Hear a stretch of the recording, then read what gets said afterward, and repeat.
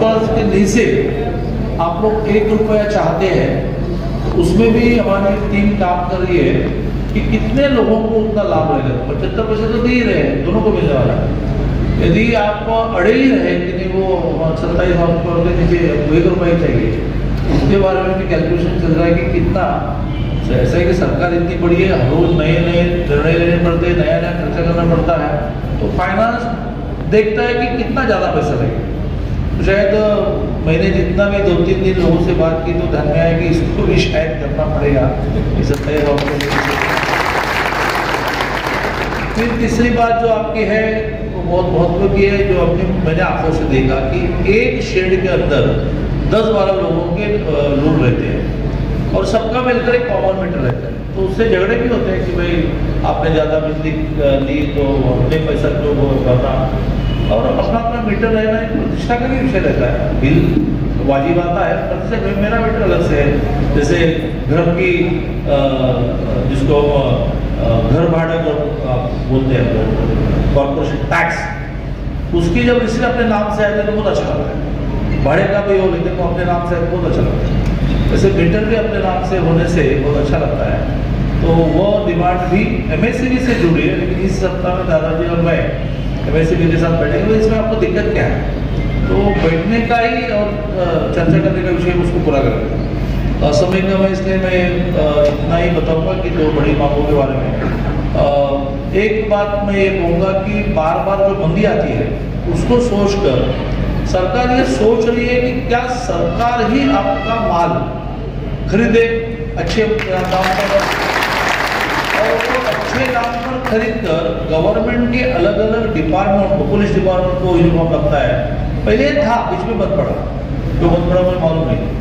तो उसके साथ साथ और भी अन्य प्रांतों में, राज्यों में बेचने का काम भी सरकार करे, ताकि आप लोग प्रोडक्शन करें, मार्केटिंग का कोई आपको टेंशन नहीं, ताकि बीच बीच में बिजनेस बंद न पड़े। इसके बारे में 3 महामंडल थे, उनको मर्ज करके एक बड़ा महामंडल MIDC जैसा बना रहे हैं कि जिसकी ताकत बड़ी होगी, जो बैंक से अच्छा लोन दे पाएंगे, क्योंकि इसमें तो पैसा डालना पड़ेगा ना, क्योंकि गवर्नमेंट बढ़ेगी बिजनेस में, आपसे खरीदेगी और बेचेगी, तो उसके लिए पैसे लगेंगे।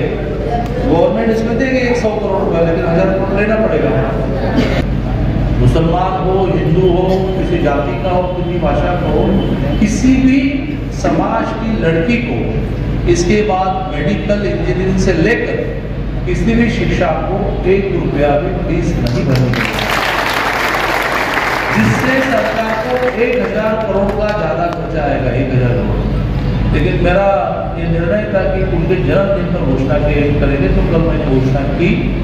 ऐसे संवेदनशील, और उन्होंने तो 1 मिनट में हाथा, उन्होंने मुझे कहा कि भाई 2 हिस्से बनाओ, मराठा समाज की लड़कियों की दिया तो कितना लगेगा, और सारे को दिया कितना।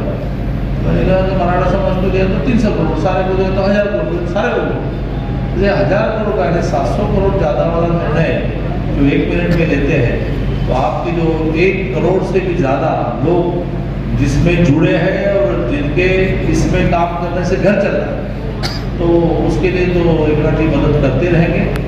वो पूरा नहीं कर पाए इसलिए हारे, लोगों ने कहा कि ये बात आपने पूरी नहीं की, हम आपको वोट नहीं देंगे। तो लेकिन वो दादाजी के हाथों से होना था, इसलिए वो हमारे हवलकर भी हारे भी।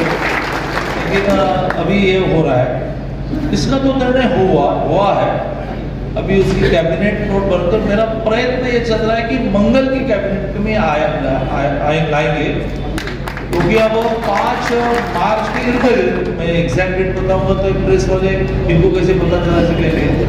अंदाजे से 5 मार्च के आसपास लोकसभा की कोड ऑफ कंडक्ट जैसे कहते हैं आचार संहिता लगेगी, जिसमें मतदारों को लुभावने वाला कोई निर्णय करना ये बुरा होगा। ये तो लाखों की तादाद में मतदारों को लुभावने वाला निर्णय है, तो 5 मार्च के पहले करना पड़ेगा, तो 5 मार्च के पहले कैबिनेट को लानी पड़ेगी। इसलिए मेरी बहुत उसके लिए दौड़ चल रही है कि उसको तुरंत लाया जाए। तो ये मानो कि अभी इसमें पीछे नहीं जाएंगे, ये 75 पैसे वाला मामला पूरा करेंगे।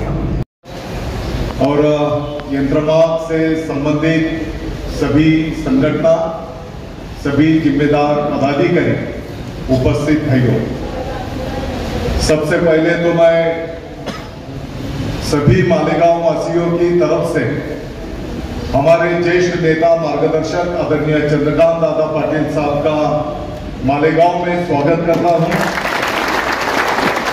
उनका आभार व्यक्त करता हूं।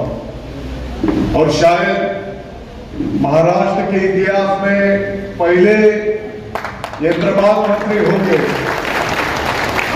जिन्होंने प्रैक्टिकल शहर में आकर जहां पर साड़ी तैयार हो रही है, जहां पर पावर लूम पे कपड़ा तैयार हो रहा है, जहां पर धागे को स्ट्रेंथ दी जा रही है, साइजिंग, वहां पर जाकर प्रैक्टिकल जाकर विजिट किए। वैसे तो इस क्षेत्र में उनका पहले से ही अभ्यास है और सभी मालेगांव वासियों को मैं बता दूं, पिछली टर्म को दादा अपने मालेगांव के सीनियर मंत्री थे, सहकार मंत्री, और राज्य मंत्री के तौर पर मैंने उनके अंडर में काम किया। तो दादा का स्वभाव जो मर्यादित चुने हुए लोग रहते हैं, जो डिवोटेड काम करते हैं, समर्पित भावना से काम करते हैं, उसमें से एक नेता चंद्रकांत दादा पाटिल साहब। 5 साल उनके अंडर में मैंने काम किया है पिछली टर्म, और मैं आप सबको विश्वास दिलाता हूं, आदरणीय चंद्रकांत दादा पाटिल साहब, माननीय अजित दादा पवार साहब, देवेंद्र जी फडणवीस साहब और माननीय मुख्यमंत्री एकनाथ जी शिंदे साहब, जो अपना मालेगांव का अहवाल जाएगा, कमेटी का अहवाल जाएगा, लगभग मुझे उम्मीद है, खातरी है, वो अहवाल सरकार की तरफ से एक्सेप्ट किया जाएगा, क्योंकि खेती के बाद ये 2 नंबर की इंडस्ट्री है जो ज्यादा से ज्यादा लोगों को रोजगार मुहैया कराती है। छत्रपति शिवाजी महाराज की शिकवण है, कुटुंब के उदर निर्वाह का साधन निर्माण करो, चूल्हा जलाने का काम करो, उस कुटुंब को खाने पीने का बंदोबस्त करो। तो मैं समझता हूं ये इंडस्ट्री बहुत सारे लोगों के कुटुंब के उदर निर्वाह का साधन है। ज्यादा से ज्यादा लोगों को रोजगार इस इंडस्ट्री से मिलता है और ज्यादा टाइम नाही, शायद दादा आम्ही पुढच्याच आठवड्यामध्ये आपल्याकडे आम्ही जो सर्वांनी मिळून, सर्व प्रशासकीय अधिकाऱ्यांचा पण मी आभार व्यक्त करतो, त्यांनी त्यांचा अनुभव आणि यापूर्वीचे काय काय बाबी झालेल्या, दूसरे राज्यों में भी क्या क्या स्कीम्स है, ये पूरा स्टडी करके और जो जो लोगों ने जो जो मेमोरेंडम दिए उन सभी को क्लब करते हुए, फिर मजहब के हिसाब से भी जो जो सब बातें हैं, इलेक्ट्रिक बिल के बारे में होगा, वो 27 HP के नीचे 27 HP के ऊपर एक कैंपस में कितने पावर लूम्स, फिर उसमें और सब मीटर कैसे लगा सकते हैं, सभी चीजों का, और डेवलपमेंट के लिए फंड्स भी, शहर के विकास के लिए भी, ये सभी चीजों का उसमें समावेश किया गया है। और मैं उम्मीद करता हूं अगले ही हफ्ते हम सब मिलकर ये अहवाल आपको सादर करेंगे। लगभग कोशिश किया है तैयार करने की, वो मुक्ति है तो अभी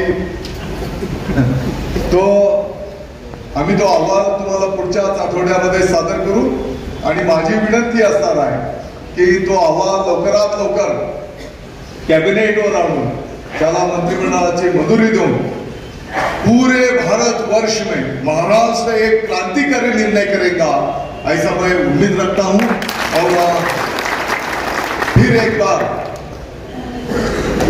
आदरणीय चंद्रकांत दादा पाटिल साहब का सभी मालेगांव वासियों की तरफ से यहाँ पर स्वागत करता हूं कि सरकार ने निर्णय लिया कि जो बिलो पॉवर्टी लाइन है गरीब लोग हैं, गरीब तबके के लोग हैं, जिनको साल में 3 बार राज्य के मुख्यमंत्री महोदय जी ने